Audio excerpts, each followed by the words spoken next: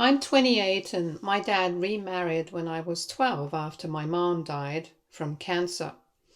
His new wife came with Leah, who was 8 at the time. From day one, Leah was the golden child while I became the afterthought.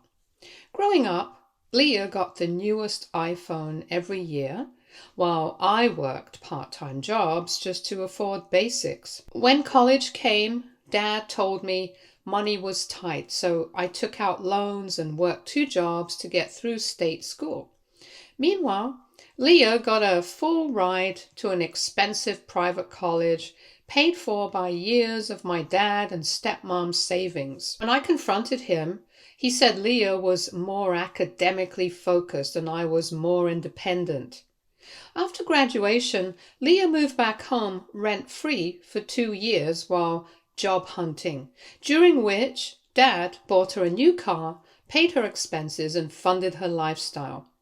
When I graduated, I was expected to move out immediately and had been paying my own way since 18. Leah eventually got a marketing job but stayed home to save for a house down payment, while Dad covered her expenses and she spent her salary on designer clothes and vacations. I was living in a tiny studio, driving a 15-year-old Honda, slowly paying off student loans. 2 years ago, my stepmom was diagnosed with breast cancer. Leah claimed hospitals were too triggering and basically disappeared, leaving Dad to handle everything alone. I stepped up big time, taking vacation days to drive my stepmom to chemo, helping with groceries, cleaning, cooking meals. For the first time in years, Dad seemed genuinely appreciative and told me how proud he was.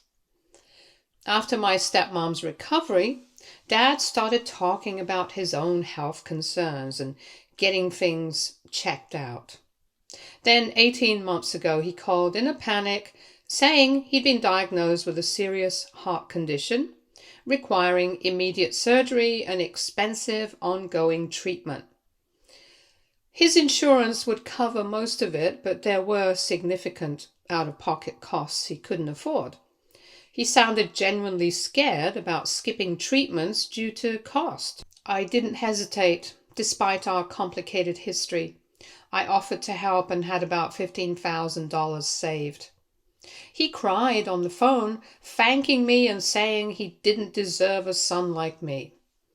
Over the next 8 months, I sent him money regularly. First, $3,000 for surgery, then $1,200 for tests, $800 for medications, and another $2,000 for procedures. Each time, he'd send what looked like medical bills and insurance statements, thanking me profusely. It was financially difficult. I lived paycheck to paycheck, couldn't take vacations, and put my own plans on hold. But I felt good helping save my dad's life. I ended up giving him nearly $12,000 total. Last December, I decided to surprise them with a Christmas visit. When I arrived, there was a brand new luxury SUV in the driveway with temporary tags. An early Christmas present for Leah because her old car was unreliable. Inside, I noticed a massive new TV, new furniture, and recent kitchen renovations. When Leah showed up Christmas Eve, she was wearing designer clothes, had clearly gotten expensive cosmetic procedures, and was talking about her amazing European vacation she'd just booked. Something didn't add up. If Dad was struggling with medical bills, how were they affording luxury purchases for Leah? That night, I went through the mail and found credit card statements showing thousands in purchases at high-end stores and restaurants, bank statements showing regular transfers to what I assumed were Leah's account, and a letter from Dad's insurance about a routine physical with no mention of ongoing heart conditions. I confronted Dad the next morning. Initially, he denied everything, but when I showed him the evidence and threatened to call his doctor, he broke down and admitted the truth. There had never been any serious heart condition. He'd had a routine EKG, showing minor irregularity, leading to one follow-up where a cardiologist said everything was normal. The medical bills were fabricated using old bills from my stepmom's cancer treatment. The money wasn't going to medical expenses. It was going directly to Leah to fund her lifestyle. The car, clothes, jewelry, vacation, cosmetic procedures, all paid for with money I thought was keeping my father alive. When I asked why, his explanation was worse than the deception. Leah had been threatening to cut off contact unless they continued supporting her lifestyle. She claimed she was too stressed to work full-time and needed help maintaining her standard of living. Dad felt trapped because he couldn't bear losing Leah. And since I was more responsible and didn't need as much help, he thought I'd contribute if I believed it was a medical emergency. I demanded every penny back immediately. He claimed it wasn't possible because the money was spent. And Leah had no savings. I gave him 30 days to repay me, or I'd take legal action and cut off contact. Leah overheard and had the audacity to act as if I were being unreasonable. She said the money was gone, I should get over it and stop causing drama. She actually suggested I should be happy my money went to someone who knew how to enjoy life. I left that day and went no contact. Dad reached out a few times, sometimes apologizing, sometimes justifying his actions. He never attempted to repay the money. I spent time in therapy processing the betrayal. It wasn't just about money, but realizing my father would manipulate me to continue prioritizing Leah over me. Over the past year, I rebuilt my finances and emotional health. I received a promotion, secured freelance work, and replenished most of my emergency fund. More importantly, I reached a place where I wasn't consumed by anger every day. Then, 3 days ago, Dad called from the hospital. This time, he really was sick. He'd had an actual heart attack and needed surgery. But the worst part wasn't his medical condition. Without my money subsidizing Leah's lifestyle, Dad and stepmom had struggled with her demands. She'd quit her job, claiming it affected her mental health, and expected full support again. When they couldn't maintain her lifestyle, she threw a tantrum and moved in with her boyfriend permanently. Leah had been borrowing money for months, promising to pay back once she found work. Instead of job hunting, she spent it on clothes and trips. When Dad had his heart attack, they discovered their savings had been cleaned out and credit cards maxed out from Leah's spending. When stepmom called Leah about the heart attack, Leah said she was too busy to visit and they should figure out their own problems since they'd chosen not to support her anymore. She told them the heart attack was probably caused by stress from being bad parents. Now, Dad faced real medical bills he couldn't afford. With no savings and maxed out credit, stepmom was having a breakdown over Leah's rejection. They might lose their house due to a second mortgage taken out for Leah's expenses. Dad was crying, begging for help, promising this time was real and he'd learned his lesson about Leah. I researched and confirmed he was actually hospitalized. Leah's social media showed expensive purchases with no mention of her stepfather's condition. But this felt exactly like the manipulation from 18 months ago. Dad calling in panic about medical bills, asking me to step in because I'm the responsible one. The only difference was that this might actually be real. Part of me felt I should help because he's my father and might die without treatment. But another part felt this was manipulation and helping would enable the same patterns. He'd only called after Leah abandoned them for a year while I was no contact. He never tried making things right or paying back stolen money. I was still just a backup plan when his golden child failed him. Am I crazy for considering helping after his betrayal? Should I be the bigger person in a genuine emergency? Or would helping make me a doormat, enabling his behavior?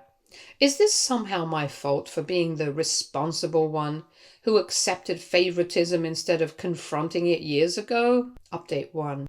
After reading through all the comments and going back and forth in my head for days, I finally decided I needed to see things for myself before making any kind of decision. The doubt was eating at me. I didn't want to be cold or heartless if things were real, but I also didn't want to be taken advantage of again. So I got in my car and drove to the hospital. When I got there, I told my dad straight up that I wasn't promising anything. I wasn't there to offer help blindly. I needed to understand the situation completely. I made it very clear. If I found even one lie, I was walking away for good this time. No more second chances. To my surprise, he didn't get defensive or try to guilt me. Instead, he handed over everything. Medical records, hospital bills, insurance documents, and even login access to their insurance portal. We sat down for nearly 2 hours going through everything together.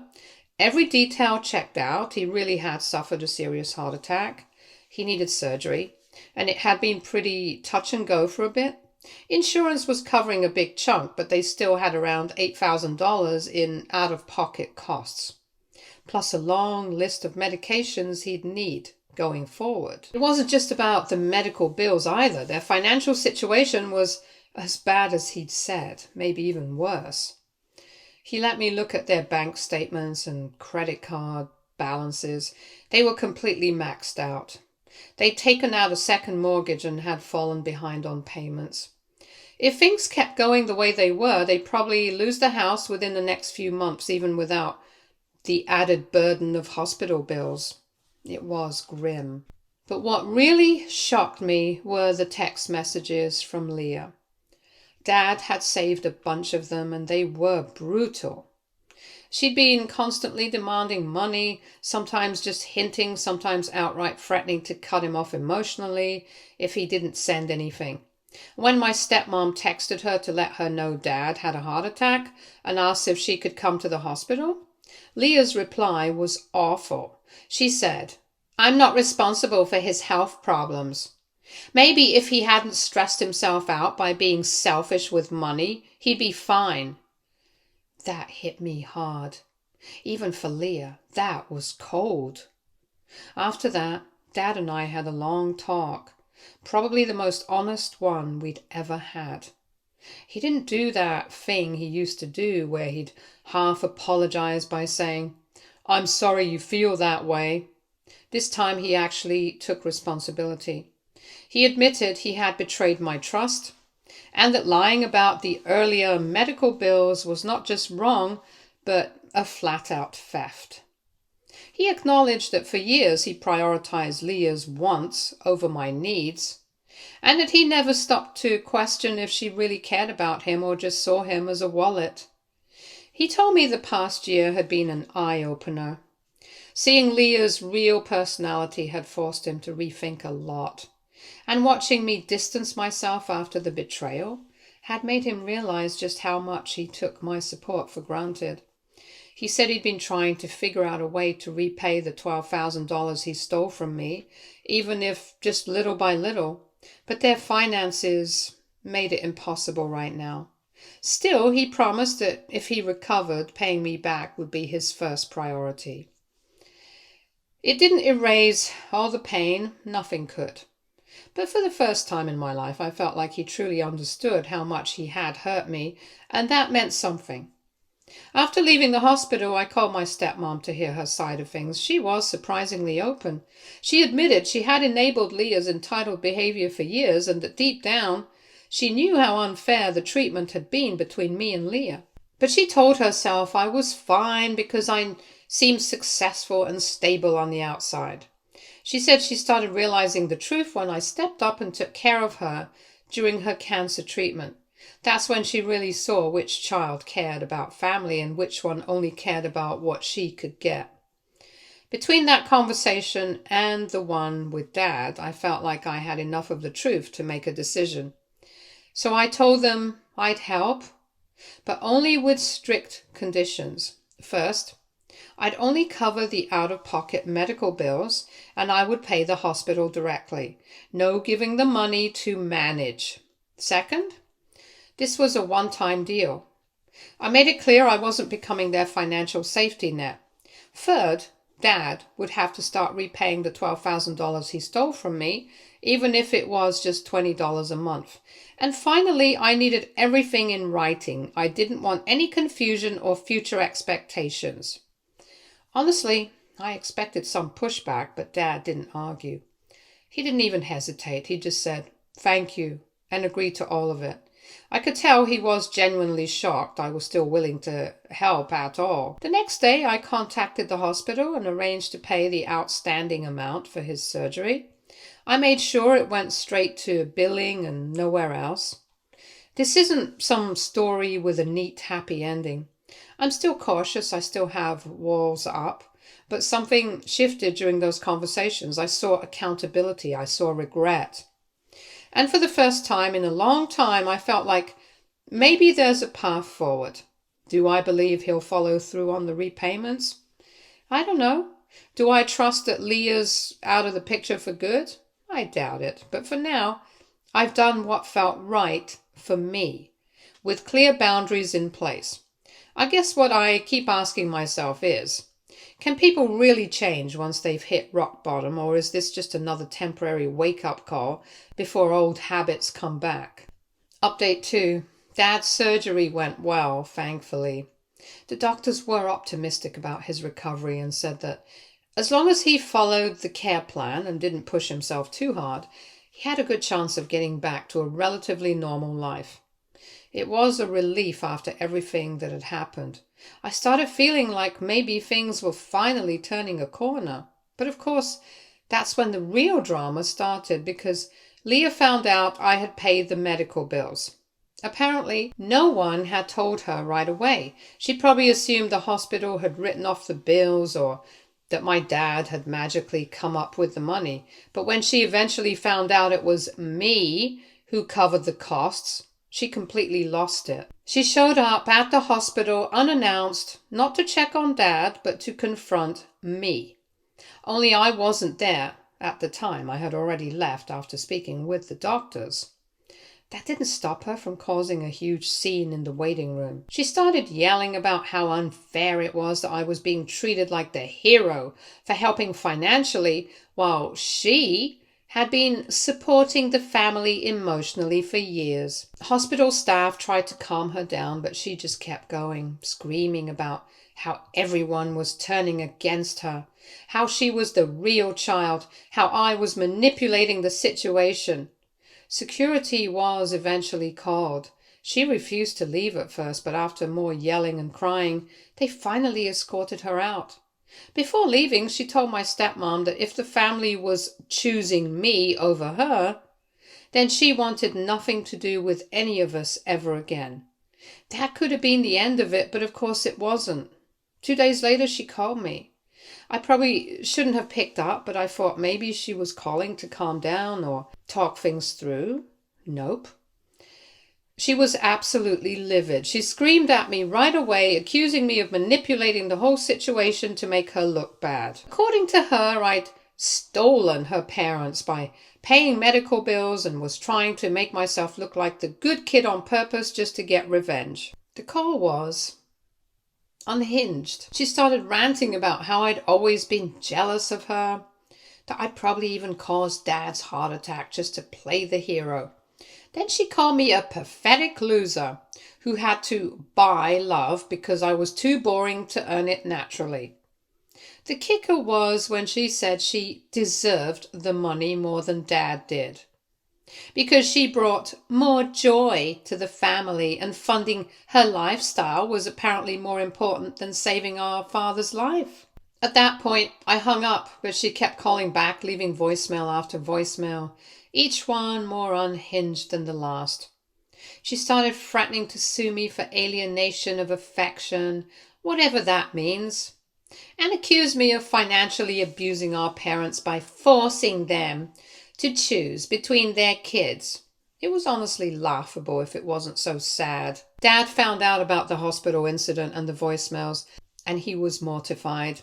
He said hearing about Leah's meltdown made something click for him. For the longest time, he had seen her constant texts and requests for money as signs that she cared, that she was just a struggling daughter who needed support. But now, seeing how she reacted when the focus wasn't on her, he realized she never actually cared about him as a person. She only cared about what he could provide. He said watching how both of us responded to his medical crisis, me quietly stepping up, her throwing a tantrum, was a huge wake-up call. Hearing him say that was emotional for me.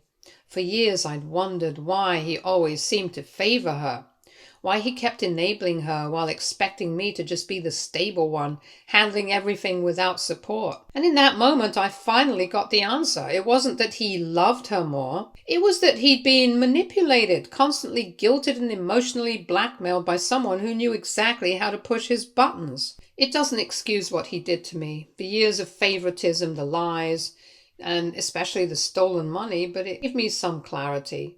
He wasn't choosing Leah out of preference. He was reacting out of fear and confusion, thinking he was protecting her, when in reality he was just enabling her worst behavior. Since then, Dad and I have had a lot of honest conversations. He'd started opening up about what it was really like dealing with Leah over the years. How she would threaten self-harm if she didn't get her way. How she blamed every problem in her life on other people, especially him. How she told him that not giving her money meant he didn't love her, and that every time she didn't get what she wanted, it triggered some sort of mental health crisis. He said he lived in fear of being the one responsible if something happened to her, so he just gave in. What I used to see as favoritism was actually years of manipulation. Leah had trained him to always prioritize her by making sure that saying no came with guilt, drama, and emotional threats. I don't agree with how he handled it, but at least now I understand why. My stepmom has been reaching out more too. She's been really candid, saying she regrets not stepping in earlier and that she's sorry for how the family dynamics turned out. She told me she's been grieving, not just over Dad's health scare, but over the realization that her daughter doesn't really care about her well-being. She's starting to see Leah clearly for the first time, and it's been hard on her. Meanwhile, Leah's telling anyone who will listen her own twisted version of events. She's playing the victim, claiming she's been cut off by heartless parents who replaced her with their fake son. But most of the extended family isn't buying it anymore. They've seen her pattern of behavior too many times. Some of them have even reached out to me privately to say they're proud of how I've handled things and that they're glad someone finally drew a line. As for Dad, he's actually started making payments towards the $12,000 he owes me. Small amounts, but it's something. He's also been including me in recovery decisions, his diet, his medications, follow-up appointments. It's a small shift, but a meaningful one. I'm not just the kid who can handle everything anymore. He's finally treating me like someone whose presence and support actually matter. This whole experience has been exhausting and sad, but also eye-opening. For the first time in a long time, I feel like I'm not invisible in my own family. It's messy and it hurts, but at least now, the truth is finally out in the open, and that counts for something. What I keep wondering now is if manipulation can feel like love to someone long enough, how many families are out there repeating the same cycle without even realizing it? Update 3. Dad came home yesterday. He's still recovering, but the doctors say his prognosis looks really good as long as he continues taking care of himself. It was kind of surreal seeing him back in the house, walking around slowly, wearing his recovery monitor and actually following the doctor's instructions. He's taking his meds on time, eating better, and even started a light walking routine. For the first time in years, I feel like he's really trying, not just to recover physically, but to build the trust he broke. He's also sticking to his word. He's been making small payments towards the $12,000 he owes me. Nothing huge, but consistent. And he's been keeping me in the loop about his medical appointments, medications, general health. Every time he texts or calls, just to keep me updated, it chips away a little more at the resentment I've held onto for so long. It's not perfect. I'm not pretending everything's fixed overnight, but it's a solid start.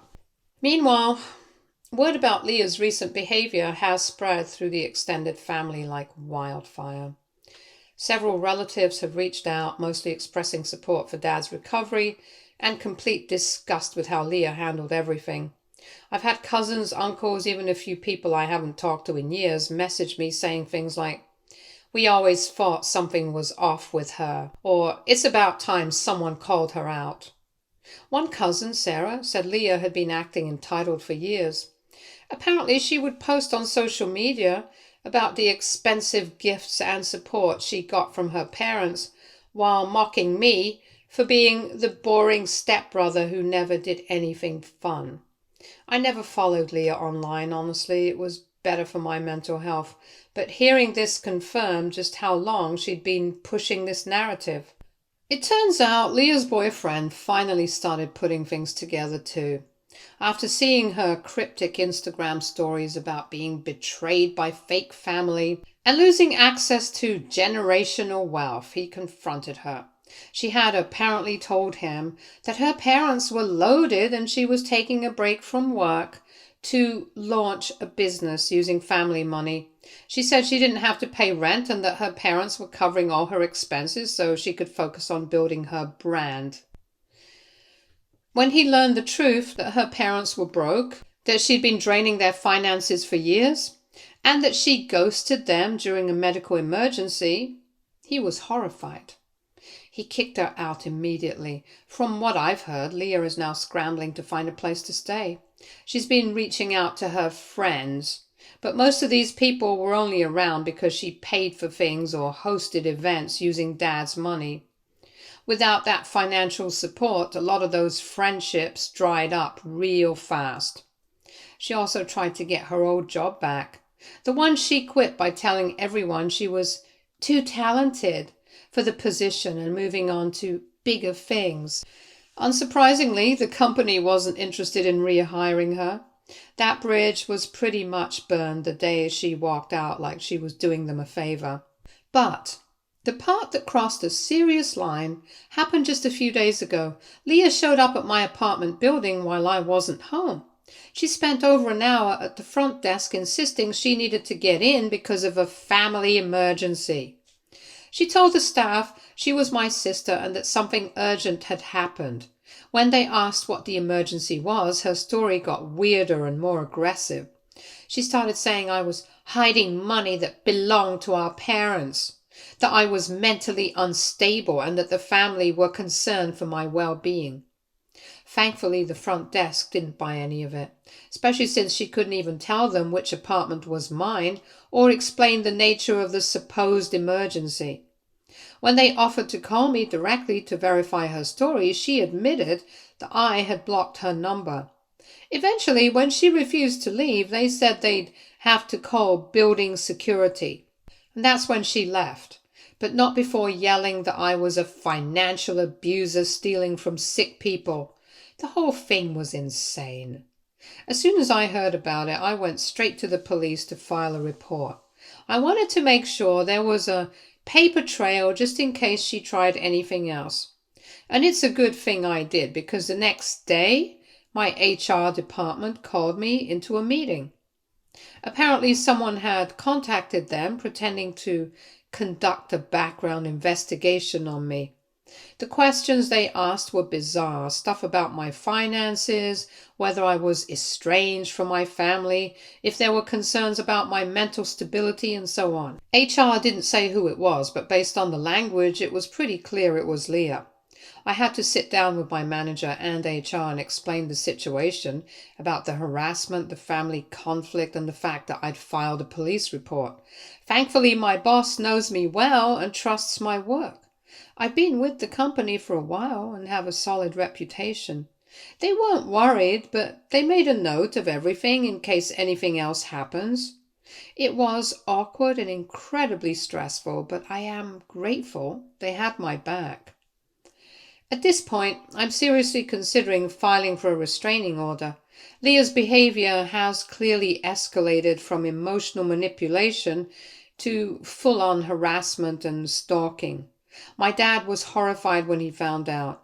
He left her a voicemail telling her that if she kept harassing me, he would personally go to the police and support any legal action I chose to take.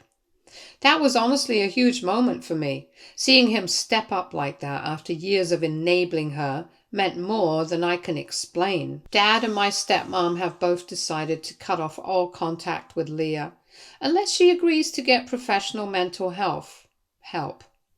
That's a big deal, especially for my stepmom, since Leah is her biological daughter. I can tell it's tearing her up inside, but she's also admitted that continuing to enable Leah's behavior would only hurt everyone, including Leah herself. She started therapy to deal with the grief and guilt of essentially cutting off her child, but she knows it's the right decision. It's honestly validating to see them finally set hard boundaries. For years I watched them make excuses for Leah, brushing off her behavior as just how she is, or she's going through a lot. But now that things have gotten this extreme, even they can't ignore how toxic and dangerous she's become. My relationship with Dad has continued to improve. Going through this whole crisis together has brought us closer than we've been since I was a kid. He's been checking in regularly, asking about my day, and just being present in a way he never used to be. We've had some long, difficult conversations about my childhood, about how the family dynamics shaped the way I see myself and others. He's finally starting to understand just how deep the hurt goes. Not just from the recent financial betrayal, but from decades of being treated like the reliable one who didn't need emotional support. It's not easy. There's still a lot to unpack, but it feels like we're actually building a real relationship now, one based on honesty and mutual respect. Knowing that he's willing to protect me from Leah, even if it means cutting her off, says a lot. For years, I felt like I was on the outside of my own family, just the backup plan when things went wrong, but now I finally feel seen. I'm staying prepared in case Leah escalates again. I've documented everything, filed reports, built a support system around me, and as stressful as it's been, there's something freeing about it too. Leah has finally shown her true colors in a way that no one can deny. For years I wondered if I was overreacting or being too sensitive, and now I know I wasn't. My instincts were right all along. Whatever happens next, I know I've done the right thing. I've handled this situation with patience, boundaries, and maturity, even when it would have been easier to just walk away. And for the first time in a very long time, I felt like I can finally move forward, not with false hopes or forced family reunions, but with realistic expectations and clear boundaries. And honestly, that peace of mind is worth more than anything Leah ever took. Stay tuned for more stories from Argo Relationships.